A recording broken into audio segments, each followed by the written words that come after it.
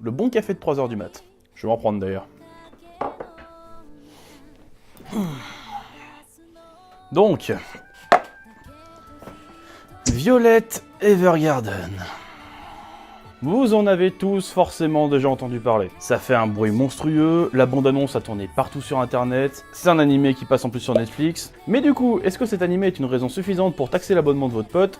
Je vais vous le dire tout de suite. Violet Evergarden prend part dans un monde un peu européen, un peu comme Attack on Titan en fait, mais dans une période post-guerre. Toute l'intrigue tourne autour de la reconversion de Violet, qui va passer d'enfant de guerre, enfant soldat quoi, à poupée de souvenirs automatique. Des scribes quoi.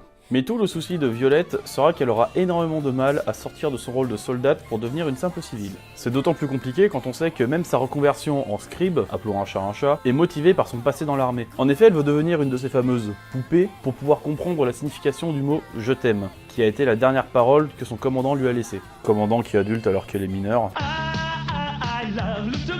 Elle apprendra alors à connaître toute une gamme de sentiments qui lui étaient jusque-là inconnus, tout en apprenant au fur et à mesure de ces petites histoires la puissance des mots, ainsi que l'impact que tel ou tel mot peut avoir sur une personne. Et ce qui est très intéressant, c'est que tout est fait pour déshumaniser le personnage principal. Violette a été gravement blessée et a du coup 2 bras mécaniques à la place de ses bras humains. Mais pas seulement, le simple terme de poupée de souvenirs automatique. Poupée automatique, c'est vraiment des mots qui sonnent très fonctionnel et ça n'aide pas du tout à humaniser le personnage ni le propos. Puis bon, par-dessus le marché, Violette est totalement inexpressive, du coup le terme poupée lui est un petit peu approprié. Première chose que je pourrais dire par rapport à l'animé, c'est beau putain! Tout est beau, absolument tout est magnifique. Tout, absolument tout est en mouvement. Les cheveux, les animaux, les vêtements, l'arrière-plan, tout bouge tout le temps, tout est magnifique, tout fait très vivant en fait. Presque trop.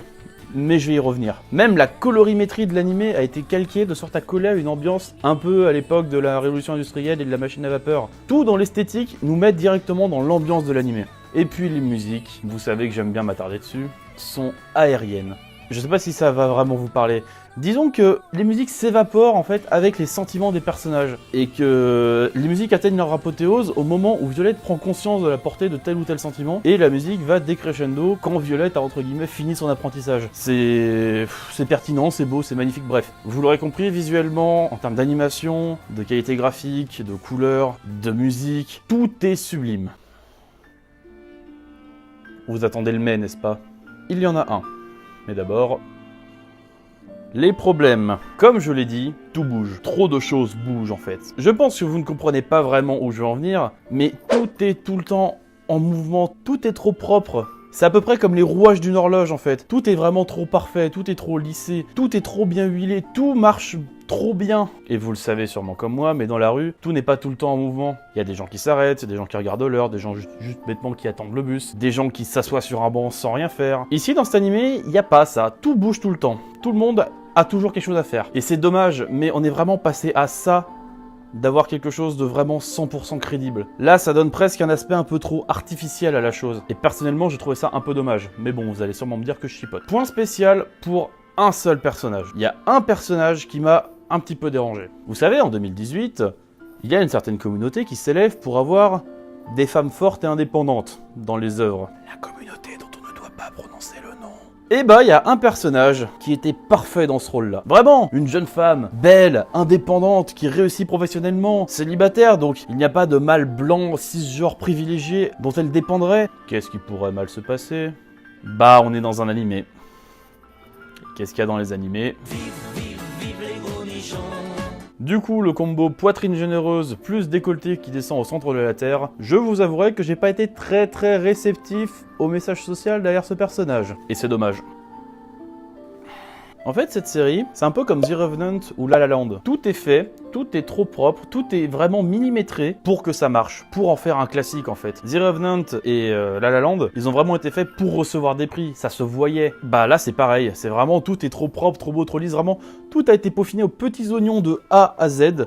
Ça ne laisse pas de place à l'erreur, il n'y a aucune erreur dans cet animé, concrètement. Et bah ça renforce un petit peu encore le côté un peu trop artificiel de l'œuvre dont je parlais plus tôt, avec l'animation un peu trop en mouvement. Du coup, malheureusement, ça le rend assez dur à apprécier pour moi. Mais bon, pourquoi je continue à regarder cette série? Et bah plusieurs choses en fait. Déjà, elle illustre très bien un principe que j'aime beaucoup. Le fait que les gens, quand ils parlent par écrit, et à notre époque sur internet, se lâchent beaucoup plus. Les mots sont beaucoup plus sincères, il n'y a pas de phare. À l'oral, les gens ont facilement tendance à mentir ou à déformer leurs propos pour ne pas vexer leur interlocuteur. Et vous savez comme moi que sur internet, vexer quelqu'un, bah on s'en fout. Donc déjà, ça c'est un point que j'ai bien aimé. Mais ce qui me fait vraiment continuer l'animé, c'est le fait qu'on découvre chaque sentiment à travers les yeux de Violette, qui est au final encore une enfant. Elle a beau être une jeune adulte, je crois qu'elle a à peu près 18 ans. Bah elle n'a connu que la guerre en fait. Elle n'a pas eu cette période de maturation psychologique. Du coup, elle ne connaît rien aux sentiments, elle ne connaît rien aux interactions sociales, rien aux normes sociales. Ça rend le personnage un peu attachant quand même. Mais surtout, ça nous donne un personnage qui découvre la société et les sentiments avec des yeux d'enfant, avec une candeur et une naïveté qu'on n'a plus nous aujourd'hui. Et moi j'ai trouvé ça extrêmement rafraîchissant. La série en est actuellement à son 8ème épisode et il y en a 14 qui sont prévus.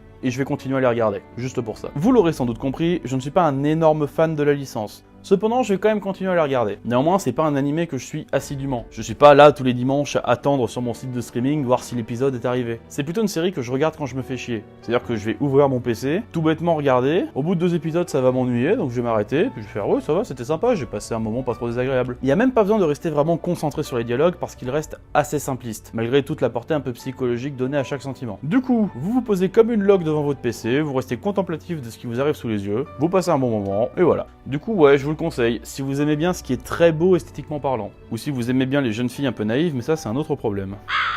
Du coup, j'espère que ce HO vous aura plu. Si vous avez envie de me suivre, il y a mon compte Twitter dans la description, je mets plein de conneries, je mets plein d'informations sur la chaîne. C'est plutôt sympa pour me suivre. Mais surtout, abonnez-vous à la chaîne, c'est le meilleur moyen pour ne rater aucune de mes vidéos. Et surtout, si vous appréciez ce que je fais, partagez la chaîne, parlez-en à vos potes, faites tourner la vidéo. C'est vraiment le seul moyen de me soutenir et de m'encourager à continuer. Je vous laisse brandir votre meilleur pouce bleu, et moi, en attendant la prochaine, je vous fais une bise d'orbu emplie d'amour viril. Ayez une bonne vie, et à la prochaine tout le monde!